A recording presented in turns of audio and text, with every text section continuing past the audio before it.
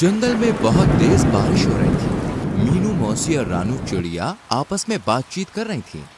मीनू मौसी, जंगल में 3 दिन से लगातार बारिश हो रही है। अब तो इस बारिश को बंद हो जाना चाहिए। तुम सही कह रही हो रानू।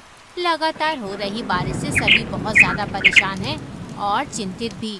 मैं जरा जंगल का एक चक्कर लगा कर आती हूँ। इतना बोलकर रानू चिड़िया बारिश के बीच उड़ने लगी। रानू चिड़िया उड़ते हुए कुछ ही दूर गई थी कि तभी उसकी नजर एक बकरी के बच्चे पर पड़ी, जो कि बारिश में भीगता हुआ कांप रहा था। अरे, ये बकरी का बच्चा तो ठंड में कांप रहा है। लगता है ये अपने घर का रास्ता भूल गया है। रानू चिड़िया ने इतना कहा ही था कि तभी रानू चिड़िया की नजर उस बकरी के बच्चे से थोड़ी दूर खड़े हुए एक पेड़ के पास एक भेड़िए पर पड़ी। ये भेड़िया तो हमारे जंगल का मालूम नहीं होता, ये तो किसी दूसरे जंगल का लगता है। रानू चिड़िया उड़ते हुए भेड़िए के पास पहुंच गई। कौन हो तुम? मैं अपने जंगल के सभी प्राणियों को जानती हूँ। तुम तो इस जंगल के नहीं लगते। तुम सही कह रही हो, मैं इस जंगल का नहीं हूँ। मैं इस जंगल से गुजर रहा था कि तभी बारिश शुरू हो गई। बारिश से बचने के लिए मैं इस जंगल में रुक गया। जब बारिश बंद हो जाएगी तो मैं चला जाऊंगा। ठीक है। इतना बोलकर रानू चिड़िया उस बकरी के बच्चे के पास जाकर बोली, तुम यहाँ पर क्या कर रहे हो? तुम्हारी माँ कहाँ है और तुम्हारा नाम क्या है? मेरा नाम गोलू है। मैं बारिश में खेल रहा था, मगर खेलते खेलते बहुत दूर निकल आया और घर का रास्ता भूल गया। इतना बोलकर गोलू रोने लगा। तुम चिंता मत करो, मैं तुम्हें तुम्हारे घर ले जाऊंगी। मेरी माँ मना कर रही थी, लेकिन मैंने उनकी बात नहीं मानी। तुम्हें अपनी माँ की बात माननी चाहिए थी। चलो मेरे साथ। रानू चिड़िया गोलू को लेकर कुछ ही दूर चली थी कि तभी गोलू की माँ गोलू को ढूंढते हुए वहाँ पर आ गई। तुम कहाँ चले गए थे गोलू? तुम्हें पता है मैं कितनी परेशान हो गई थी। अपनी माँ को देखकर गोलू खुश होते हुए बोला, मैं आपकी अब हमेशा बात मानूंगा माँ। रानू चिड़िया गोलू की ओर देखकर बोली, अब तुम अपनी माँ के साथ घर चले जाओ और जब तक बारिश बंद नहीं हो जाती तब तक बाहर खेलने मत आना। गोलू अपनी माँ के साथ चला गया और रानू चिड़िया उड़ते हुए मीनू मौसी के पास जाकर सारी घटना बताने लगी। रानू चिड़िया की बात सुनकर मीनू मौसी बहुत गहरी सोच में डूब गई। मीनू मौसी, आप इतनी गहरी सोच में क्यों डूब गईं? कहीं वो भेड़िया उस मासूम बकरी के बच्चे को नुकसान पहुंचाने की तो नहीं सोच रहा था ना? अरे नहीं मीनू मौसी, वो भेड़िया तो खुद डरा सहमा पेड़ के नीचे खड़ा हुआ था। बारिश बंद होने के बाद वो चला जाएगा। अगले दिन बारिश थम गई।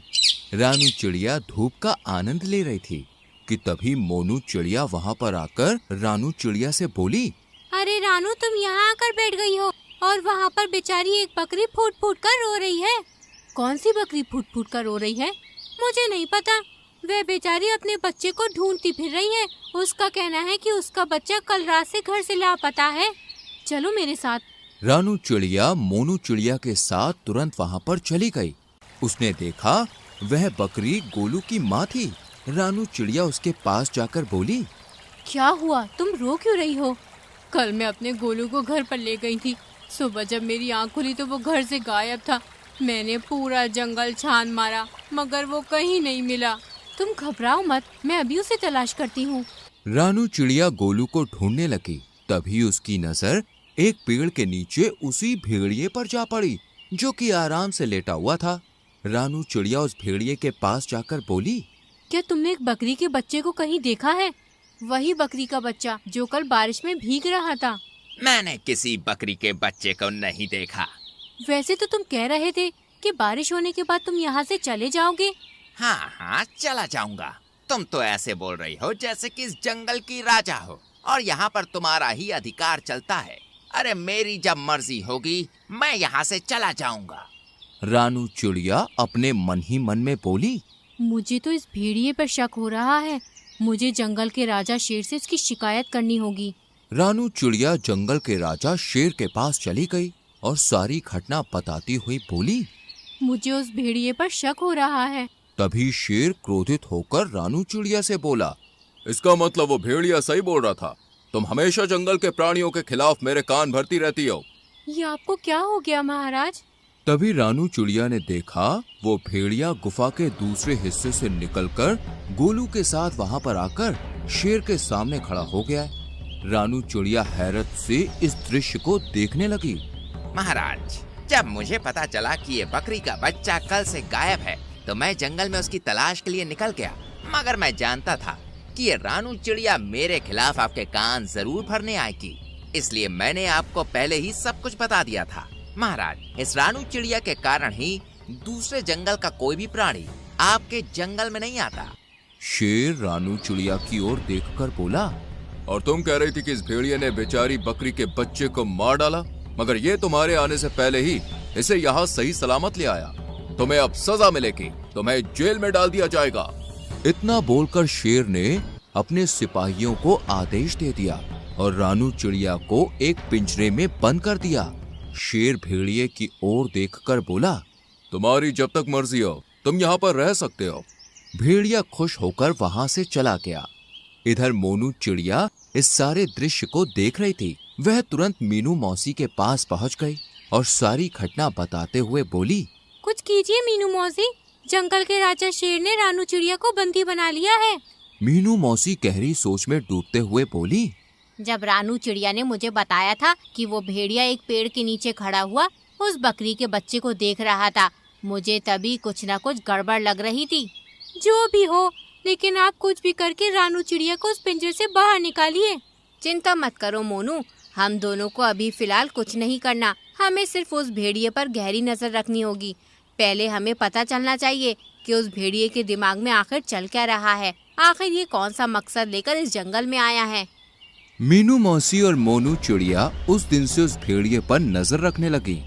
वह भेड़िया दिन भर जंगल में घूमता और दूसरे जानवरों का मांस छीनकर खा लेता।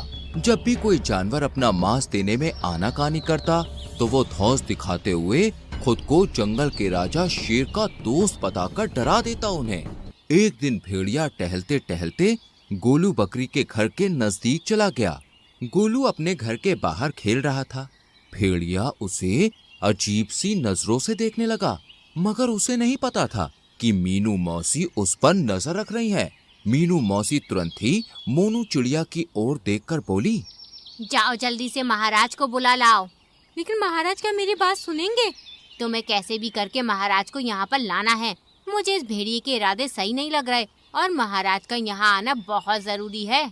मीनू मौसी की बात सुनकर मोनू चिड़िया सीधे उड़ती हुई जंगल के राजा शेर के पास पहुँच गई। यहाँ पर क्यों आई हो मोनू? महाराज, आपको अभी और इसी वक्त मेरे साथ चलना होगा। मुझे अब चिड़ियों पर भरोसा नहीं रहा। सोच लीजिए महाराज, कहीं ऐसा ना हो कि आगे जाकर आपको अपने फैसले पर पछताना पड़े। लेकिन तुम मुझे कहाँ ले जाना चाहती हो?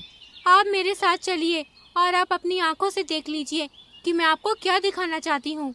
शेर राजा मोनू चिड़िया के साथ सीधा उस जगह पर चला गया। तभी मीनू मौसी शेर राजा के पास आकर बोली, महाराज, उस पेड़ के पीछे छुप जाइए और स्वयं अपनी आंखों से देख लीजिए। मीनू मौसी के कहने पर शेर राजा पेड़ के पीछे छुप गया। भेड़िया गोलू के करीब आकर उसे देखते हुए बोला, आज तुम्हारा मांस खाने का मन कर रहा है मुझे। ये क्या कह रहे हैं आप? पिछली बार जब मैं खो गया था तब आप ही मुझे महाराज के पास ले गए थे और मेरी माँ के पास छोड़कर आए थे। मूर्ख बकरी के बच्चे, वो तो मेरी सिर्फ एक चाल थी। मैं जानता था कि इस जंगल में रानू चिड़िया सबसे ज्यादा तेज दिमाग की है। मैंने उसे फंसाने की योजना बनाई थी। मैं कुछ समझा नहीं। जब तू सो रहा था ना, तब मैं चुपके से तुझे अपने मुंह में दबाकर जंगल के दूसरे हिस्से में छोड़ आया था और फिर खुद ही तुझे जगाकर महाराज के पास छोड़ आया। और जंगल के इस मूर्ख शेर ने रानू चिड़िया को ही दोषी मान लिया। लेकिन अब मुझे कोई खतरा नहीं। अब अगर मैं तुझे खा भी जाऊंगा तो जंगल का राजा शेर कभी विश्वास नहीं करेगा। तुझे खाने के बाद मैं जंगल में अपनी मनमानी शुरू कर दूंगा। इतना बोलकर भेड़िया गोलू बकरी के बच्चे के ऊपर हमला करने वाला था कि तभी शेर दहाड़ता हुआ वहां पर आ गया। शेर को दहाड़ता हुआ देखकर भेड़िया पूरी तरह से घबरा गया। अच्छा, तो ये थी तुम्हारी चाल? तुमने जंगल की सबसे ज्यादा समझदार और मेरी विश्वसनीय पक्षी को मेरे ही हाथों बंदी बनवा दिया। मैं तुम्हें जीवित नहीं छोड़ूंगा।